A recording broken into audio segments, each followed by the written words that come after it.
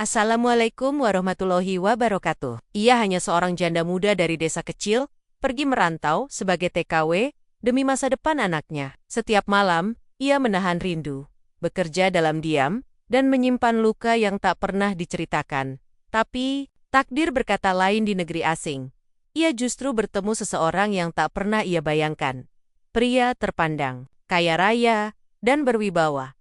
Siapa sangka, perhatian kecil berubah menjadi cinta, dan cinta tumbuh menjadi janji seumur hidup. Namun, apakah cinta saja cukup? Saat masa lalu mulai dibuka ke publik, dan mata dunia mulai menghakimi, akankah ia tetap berdiri saat semua mencoba menjatuhkannya? Selamat datang di channel Tuan Story, tempat di mana setiap kisah punya makna, setiap cerita menyimpan hikmah, dan setiap drama kehidupan mengajarkan kita tentang cinta, sabar, dan iman. Di sini, kita akan menyelami kisah-kisah yang mungkin sederhana, tapi syarat pesan dan pelajaran hidup. Namanya Lestari, seorang perempuan muda yang lahir di kaki Gunung Gede. Di sebuah desa kecil di Cianjur, ia tumbuh sebagai anak petani, terbiasa dengan tanah, hujan, dan aroma kopi dari dapur kayu ibunya. Usianya baru 27 tahun, tapi hidup sudah berkali-kali menguji keteguhan hatinya. Sejak usia 18 tahun, ia menikah dengan pemuda kampungnya yang bekerja sebagai sopir truk antar kota. Mereka hidup sederhana, namun penuh harapan. Lestari percaya bahwa cinta dan kesabaran bisa membuat mereka bahagia, walau hanya tinggal di rumah papan dan makan seadanya. Namun takdir punya jalan berbeda. Ketika Lestari baru melahirkan anak pertama, mereka, suaminya pergi dalam sebuah perjalanan kerja dan tak pernah kembali. Kecelakaan merenggut nyawa orang yang paling ia cintai. Saat itu, Lestari merasa seperti kehilangan arah. Ia masih sangat muda, masih menyusui, dan belum tahu bagaimana caranya menjalani hidup sebagai ibu sekaligus ayah untuk Raka, anak lelakinya yang baru berusia 2 bulan. Waktu itu, pilihan hidup begitu sempit. Ia tak bisa terus mengandalkan keluarganya yang juga hidup pas-pasan, maka, dengan tekad bulat dan air mata yang belum kering, Lestari memutuskan untuk mendaftar sebagai tenaga kerja wanita ke luar negeri. Ia belajar bahasa dasar, mengikuti pelatihan rumah tangga, dan setelah beberapa bulan, ia pun mendapat penempatan ke Hong Kong. Di sana, Lestari bekerja di rumah seorang nenek keturunan Tiongkok yang tinggal sendirian. Rumahnya besar dan terawat, terletak di kawasan elit mid-levels, di atas perbukitan Hong Kong yang menghadap ke pelabuhan. Lestari harus bekerja keras setiap hari, membersihkan rumah, memasak, mencuci, dan merawat nenek majikannya yang sudah sepuh. Tapi, ia tidak pernah mengeluh. Dalam hati, ia tahu semua ini demi masa depan Raka yang tinggal bersama ibunya di Cianjur. Hari-hari di Hong Kong terasa panjang dan sepi. Lestari sering duduk sendirian di balkon kecil kamar pembantu, sambil menatap lampu-lampu kota yang berkelap-kelip di malam hari. Ia menuliskan surat untuk anaknya setiap minggu, dan sesekali melakukan panggilan video saat waktu dan jaringan memungkinkan. Raka tumbuh dengan cepat, dan setiap melihat senyum anaknya di layar, semangat Lestari kembali menyala. Lalu, sebuah pertemuan tak terduga mengubah hidupnya. Suatu hari, datang seorang pria parubaya ke rumah majikannya. Pria itu tampak rapi, berkacamata tipis, dan berwibawa. Ia datang dengan mobil mewah, dan membawa buah tangan untuk si nenek. Wajahnya tenang, suaranya lembut, dan tutur katanya sopan. Pria itu adalah Jong Wei, keponakan dari sang majikan. Ia adalah seorang pengusaha besar asal Tiongkok yang sedang mengurus bisnis tekstil dan properti di berbagai negara Asia. Pertemuan pertama mereka begitu singkat. Lestari hanya membawakan teh, dan kemudian kembali ke dapur. Tapi dari balik pintu, ia bisa mendengar suara tawa lembut Jong Wei saat berbicara dengan bibinya. Entah kenapa, suaranya seperti mengandung kehangatan yang berbeda. Sejak hari itu, Jong Wei menjadi lebih sering datang ke rumah sang bibi. Katanya ingin menemani, karena bibinya sudah tua dan sering merasa kesepian. Namun diam-diam, mata Jong Wei selalu mencari Lestari. Ia memperhatikan dari kejauhan, tanpa mengganggu. Ia tahu batas, tapi juga tahu rasa. Lestari mulai menyadari perhatian itu. Namun ia menolak mengartikan lebih. Baginya, pria seperti Jong Wei adalah orang dari dunia yang sangat jauh. Ia hanya seorang janda muda dari kampung kecil, bekerja sebagai pembantu rumah tangga. Tidak mungkin ada sesuatu di antara mereka. Tapi hati tak pernah bisa berbohong. Setiap kali Jong Wei datang, jantung Lestari berdetak lebih cepat. Dan entah mengapa, ia mulai memerhatikan cara menyisir rambut, cara berbicara, dan bahkan cara berjalan, bukan karena ingin menarik perhatian, tapi karena ia merasa hidupnya yang datar mulai berwarna kembali. Suatu malam yang tenang, saat angin dari laut berhembus lembut, menembus celah-celah jendela dapur, Lestari sedang menyapu halaman belakang rumah majikannya. Cahaya lampu temaram dari teras menciptakan bayangan panjang tubuhnya di lantai keramik. Ia mengenakan daster biru sederhana, dan rambutnya dikepang satu. Di tengah kesunyian itulah, suara lembut yang sudah mulai dikenalnya, menyapa dari belakang. "Kamu seperti lukisan hidup," ucap Jong Wei pelan. Lestari terkejut. Ia menghentikan sapunya, dan buru-buru menoleh lalu menendok.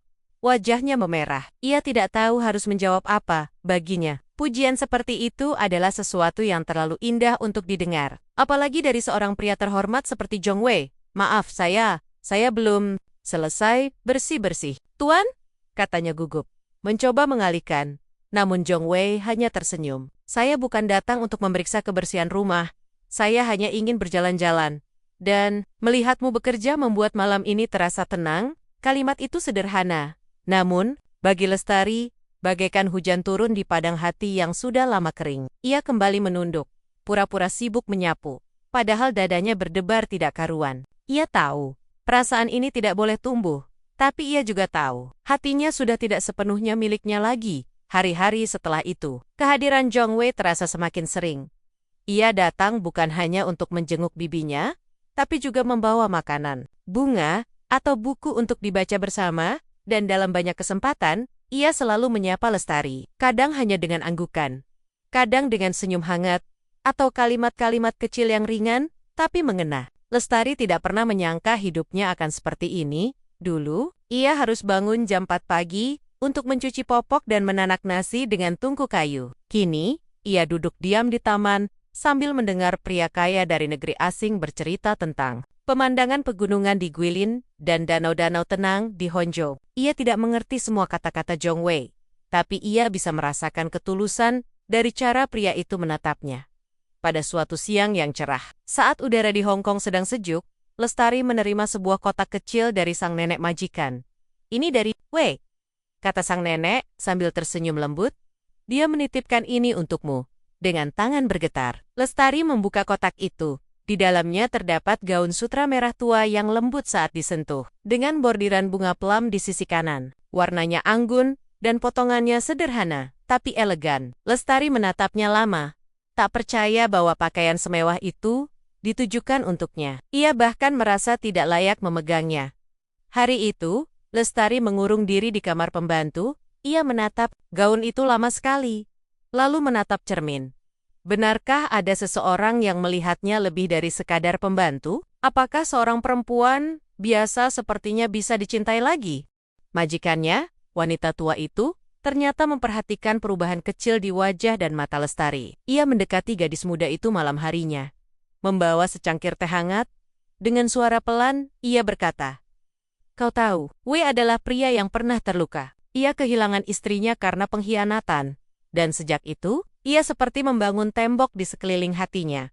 Tapi sejak mengenalmu, ia mulai tersenyum kembali." Lestari hanya diam. Ia merasa bingung, bahagia, takut, dan tidak percaya. Semuanya bercampur menjadi satu. Ia bukan perempuan istimewa. Ia hanya ingin bekerja, menabung, dan membesarkan anaknya, tapi ternyata Tuhan memberinya lebih dari yang ia harapkan. "Nak, kalau kau bisa membuat keponakanku bahagia, aku akan dukung kau sepenuhnya," lanjut si nenek. Lalu meninggalkan Lestari dengan senyum hangat yang seperti pelukan. Malam itu, Lestari duduk di ranjang kecilnya, menatap langit-langit kamar. Ia menggenggam gaun sutra itu, dan merasakan air matanya mengalir pelan. Tapi kali ini bukan karena sedih.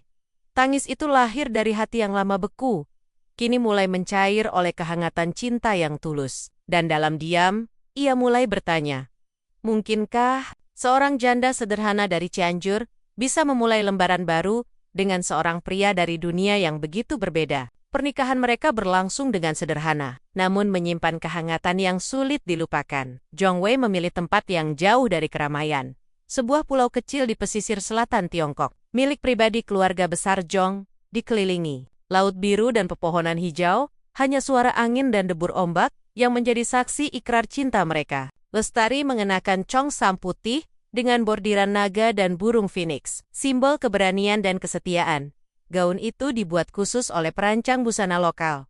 Atas permintaan Zhong Wei, ia ingin Lestari tampil cantik, namun tetap sederhana, seperti dirinya yang ia kenal selama ini. Di hari itu, mata Zhong Wei tak pernah lepas dari wajah Lestari. Ia menatapnya, seakan tak percaya bahwa perempuan yang dulu hanya ia temui di dapur rumah bibinya, kini berdiri di sampingnya sebagai pendamping. Hidup hanya keluarga dekat yang hadir, tidak ada pesta mewah dengan ratusan undangan, tidak ada sorotan kamera dari wartawan, dan tidak ada hiasan berlebihan. Namun suasana begitu hangat. Beberapa kerabat Zhong terlihat terkejut ketika melihat sosok Lestari, yang tampak jauh dari gambaran wanita sosialita pada umumnya, tapi Zhong Wei bersikeras bahwa ia mencintai Lestari, bukan karena penampilan luar, tapi karena hati dan ketulusan yang memancar dari dalam dirinya. Setelah pernikahan, mereka tinggal di rumah Zhong Wei di Beijing. Rumah itu megah dan luas, dengan halaman yang ditumbuhi pohon sakura dan kolam ikan koi di tengahnya. Lestari diberikan ruang sendiri, bukan hanya sebagai istri, tapi juga sebagai pribadi yang dihormati. Zhong Wei bahkan menyisihkan waktu khusus setiap hari untuk mengajarkan Lestari bahasa Mandarin dasar, agar ia bisa lebih mudah berinteraksi dengan orang-orang di sekitarnya.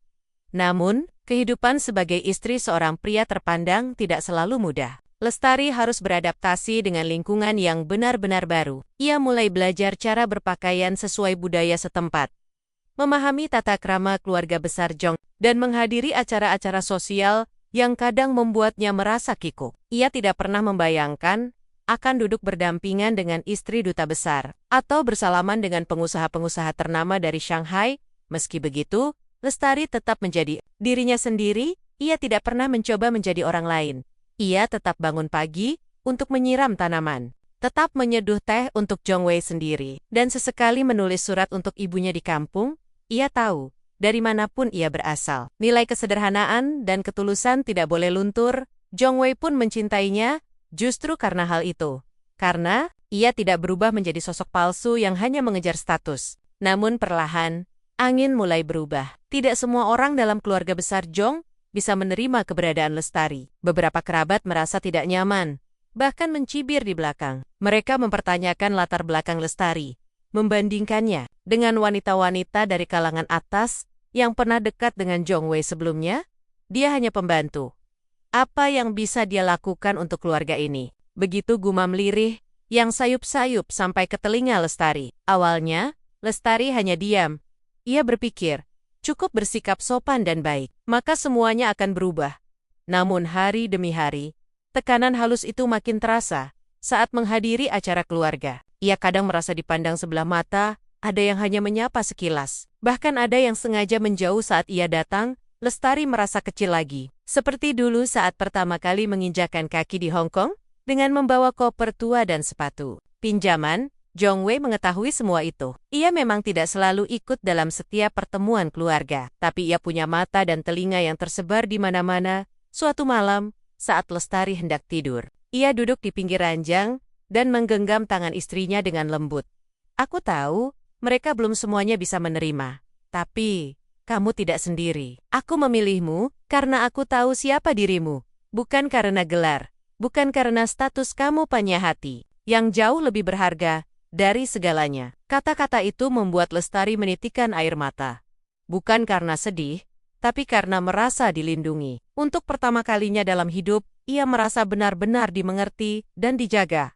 Ia tahu, jalan ini tidak akan selalu mudah, tapi bersama Zhong Wei, ia siap melangkah sejauh dan setinggi apapun tantangan yang datang. Namun kebahagiaan memang sering datang bersamaan dengan ujian. Suatu pagi yang biasa, suasana rumah mendadak berubah ketika salah satu karyawan Zhong Wei menunjukkan sesuatu dari layar ponselnya. Sebuah akun media sosial asal Tiongkok tiba-tiba memuat video lama yang memperlihatkan Lestari sedang mengepel lantai kamar mandi. Video itu diambil diam-diam saat Lestari masih bekerja sebagai pembantu di rumah bibinya Zhong Wei. Entah siapa yang merekam, namun video itu kini sudah menyebar luas dan menjadi bahan perbincangan publik. Komentar-komentar pun bermunculan. Ada yang bersimpati, tapi tak sedikit yang meremehkan. Beberapa akun bahkan menulis hal-hal menyakitkan. Istri konglomerat tapi mantan pembantu? Apa tidak ada wanita lain yang lebih pantas? Kalimat-kalimat seperti itu membuat hati Lestari terasa berat. Ia membaca semuanya diam-diam di dalam kamar, sambil menahan air mata yang kembali turun tanpa permisi. Selama beberapa hari, Lestari memilih menghindari siapapun. Ia tidak keluar kamar, tidak makan bersama, bahkan tidak menyentuh telepon. Ia merasa malu, bukan karena masa lalunya, tapi karena merasa telah menjadi beban bagi suaminya. Ia tahu, dunia Zhong Wei bukan dunia yang mudah dimasuki, dan kini, ia merasa seperti seseorang yang hanya menodai nama baik keluarga itu. Namun Zhong Wei bukanlah pria yang mudah terombang-ambing oleh penilaian orang. Ia mengetuk pintu kamar istrinya suatu malam, dan masuk perlahan. Lestari sedang duduk di lantai, memeluk lututnya sendiri. Wajahnya pucat, matanya sembab. Zhong Wei mendekat tanpa banyak bicara. Ia duduk di samping Lestari, meraih tangannya, dan menggenggamnya erat. "Aku lihat videonya," ucap Zhong Wei pelan.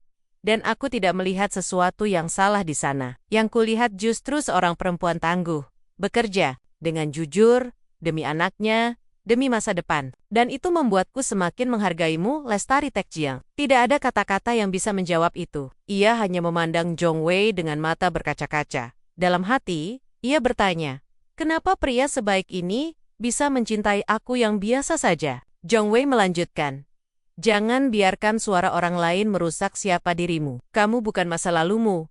Kamu adalah perempuan yang memilih bertahan saat dunia tak ramah. Dan itu, Lestari, adalah keberanian yang tak semua orang punya." Ucapan Zhong Wei menenangkan hatinya. Lestari pun perlahan bangkit dari kesedihan. Ia memutuskan tidak lagi bersembunyi.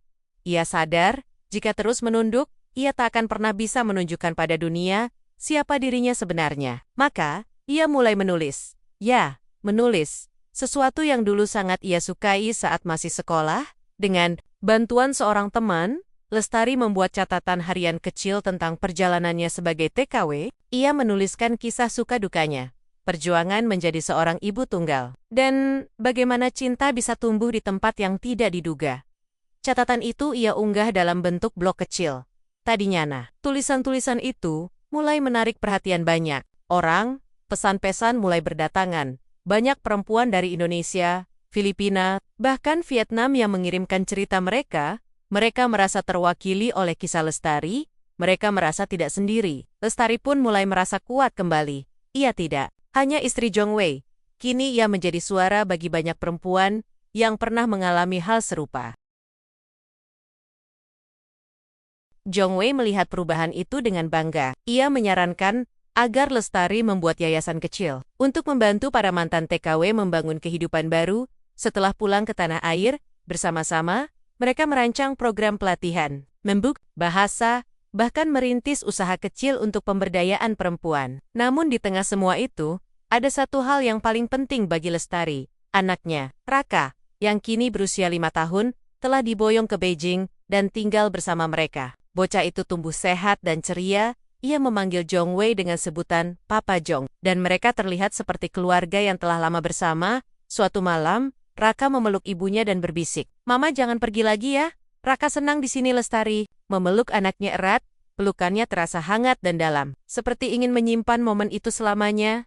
Di dalam hatinya, ia tahu, inilah rumah yang sebenarnya. Bukan hanya tembok dan atap yang mewah, tapi hati yang saling mencintai, menerima, dan saling menguatkan. Hari-hari Lestari kini penuh makna. Meski hidup di rumah megah dengan segala fasilitas yang sebelumnya hanya bisa ia impikan, ia tidak melupakan siapa dirinya. Setiap pagi, ia masih suka menyeduh teh sendiri, menyiram tanaman di halaman, dan kadang ikut membantu membungkus makanan saat ada kegiatan sosial bersama yayasan yang ia rintis. Zhong Wei tidak pernah melarangnya. Justru ia merasa bangga melihat istrinya tetap membumi, tetap sederhana di tengah segala kemewahan. Di dalam kamar pribadinya, Lestari menyimpan sebuah kotak kayu kecil di laci meja. Di dalamnya ada foto-foto masa lalu. Dirinya saat memakai seragam pelatihan TKW, potret suaminya yang pertama, serta foto kecil Raka saat masih bayi. Semua itu ia simpan bukan untuk meratapi masa lalu, tapi sebagai pengingat bahwa hidup ini adalah perjalanan panjang, dan setiap luka, setiap perjuangan, layak dihargai. Zhong Wei sangat memahami perasaan itu. Ia tidak pernah merasa tersaingi, oleh kenangan masa lalu Lestari. Ia tahu, mencintai seseorang juga berarti menerima segala kisah yang menyertainya. Bahkan pada suatu malam, saat mereka duduk berdua di balkon sambil menikmati angin malam, Jong Wei berkata dengan suara pelan, "Terima kasih sudah memilih untuk hidup lagi. Setelah semua rasa kehilangan yang kamu alami." Lestari menatapnya, tersenyum, dan menjawab, "Aku tidak tahu apakah aku pantas mendapat semua ini, tapi kalau boleh jujur, aku bersyukur Tuhan menaruhmu di jalan hidupku." Waktu terus berlalu. Pada tahun ketiga pernikahan mereka, Lestari diberi anugerah yang luar biasa. Ia hamil. Kabar itu datang begitu mengejutkan. Awalnya, ia merasa tubuhnya cepat lelah dan sering mual. Saat memeriksakan diri ke dokter, ia bahkan tak percaya ketika mendengar detak jantung kecil dari dalam rahimnya. Jong Wei yang mendampinginya saat itu, menatap layar USG dengan mata berkaca-kaca. "Anak perempuan," kata dokter sambil tersenyum. Jong Wei menggenggam tangan Lestari erat. "Dia akan menjadi simbol cinta kita. Simbol harapan." Anak mereka lahir dalam keadaan sehat dan cantik. Kulitnya putih bersih, rambutnya hitam tebal seperti ibunya, dan matanya sipit seperti ayahnya. Mereka memberi nama Mei Lestari Jong. Nama itu merupakan perpaduan budaya. Seperti kehidupan mereka yang menyatukan dua dunia berbeda menjadi satu keluarga, Lestari merasa hidupnya benar-benar lengkap. Ia kini adalah ibu dari dua anak yang mencintainya, tanpa syarat, istri dari pria yang selalu menjaganya, dan sahabat bagi banyak perempuan yang dulu mungkin merasa tak punya harapan. Ia belajar bahwa kebahagiaan bukan tentang kemewahan, tapi tentang siapa yang mendampingi dan bagaimana kita bertahan. Kini, setiap kali ia menerima surat dari para mantan TKW di Indonesia yang menceritakan perjuangan mereka, ia akan membacanya dengan penuh empati. Ia tahu bagaimana rasanya jauh dari anak, tidur di kamar sempit, makan seadanya, dan menahan rindu hanya dengan panggilan singkat. Lestari menggunakan posisinya untuk memberi suara kepada mereka yang selama ini hanya dianggap bayangan. Jong Wei pun semakin memperluas dukungannya. Ia tidak hanya menjadi suami yang penuh cinta, tapi juga menjadi bagian penting dari gerakan sosial yang mereka bangun bersama. Ia bahkan menyumbangkan satu gedung di kampung halaman Lestari untuk dijadikan pusat pelatihan keterampilan bagi perempuan muda yang ingin mempersiapkan masa depan lebih baik. Pada suatu sore yang hangat, Lestari duduk bersama Raka dan Mei di taman belakang rumah. Mereka bermain gelembung sabun sambil tertawa. Dari keyohan, Jong Wei datang dengan membawa semangkuk buah potong. Ia duduk di samping mereka, tersenyum, lalu berkata, "Kebahagiaan itu sederhana. Ya, selama kita bisa bersama." Lestari hanya mengangguk. Ia menatap langit, lalu menunduk memandangi kedua anaknya. Di dalam hatinya, ia bersyukur atas semua jalan berliku yang membawanya ke titik ini. Bukan karena ia beruntung semata, tapi karena ia memilih untuk tidak menyerah ketika hidup menantangnya. Dan ketika seseorang bertanya padanya, "Apa rahasiamu bisa sampai sejauh ini?" Lestari hanya akan tersenyum dan menjawab, "Aku tidak mencari cinta atau kekayaan. Aku hanya ingin bertahan hidup." Tapi siapa sangka, cinta yang tulus justru datang saat aku sudah berhenti berharap. Terima kasih sudah menyimak kisah hari ini di channel 21 Story. Semoga cerita ini bisa menjadi pelajaran dan pengingat untuk kita semua. Kalau kamu merasa terinspirasi atau tersentuh, jangan lupa untuk like, subscribe, dan nyalakan lonceng notifikasinya, agar kamu nggak ketinggalan kisah-kisah penuh hikmah berikutnya. Wassalamualaikum warahmatullahi wabarakatuh.